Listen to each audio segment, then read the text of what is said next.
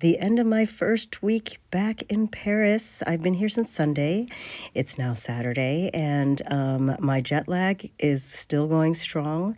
But my friend who I'm staying with had signed up for this history walk and wasn't able to make it, so I got up early on this Saturday morning and made it, and I am so glad I did. We started on the Champs-Élysées, and we talked about how the history of the Champs-Élysées was actually not very high class in the early 1900s. As a matter of fact, they were mainly courtesans or lionesses.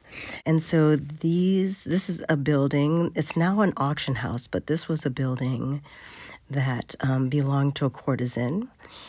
We continued on to Place François Premier. Interesting little nugget. These are actually traditionally the backs of the homes that are facing the court. And so it's almost like it's their garden, their court, which is really neat architecturally.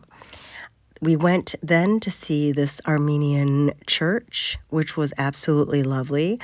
At first, we didn't think we were going to be able to go in, except a lovely man informed us we should go to the back, to their little courtyard, so that we could see this beautiful cross, which is, the cross is more like a tree of life, indicating that Jesus is the tree of life, which is awesome. And then also there was a baptism going on, but when it finished, they said we could come in. So this is the inside of this gorgeous church.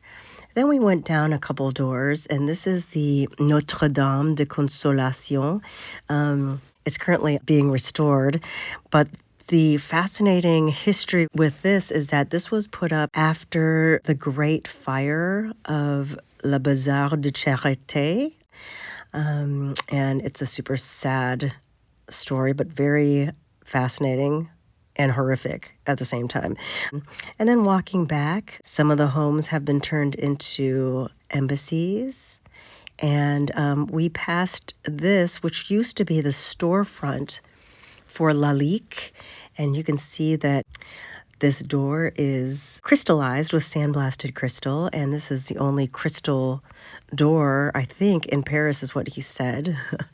I can't remember all the detail. The building that Lalique owned, it was a showroom and a residence and offices. And it was right across from the tunnel where Princess Di unfortunately passed away. And then we head back towards Champs-Élysées, which this theater was actually not on the Champs-Élysées because of the style. This is more of a Art Nouveau, Art Deco style that was constructed by the Perret brothers. And it's marble, but really the base of it is these cement rectangular grid-like structure.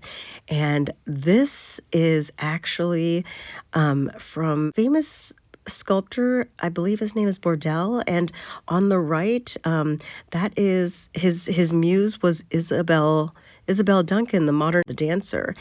So that's really cool. And this is the only building in Paris that is allowed geraniums on the balconies. Apparently they are illegal, but the only reason is because here across the way, Marlene Dietrich lived on the 4th floor. We think it's the one without the shutters.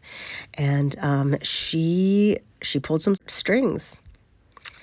Some more fun, beautiful architecture on the way back. And then here is the building. This was the home of Mary Cassatt, who was an American from Pittsburgh. Shout out to my Pittsburgh friends. And this was the building in which she lived for about 40 years. Oh, yeah, and I finished my day with a lovely massage. This lady is amazing. If you need a massage therapist in Paris, I highly recommend. Excellent.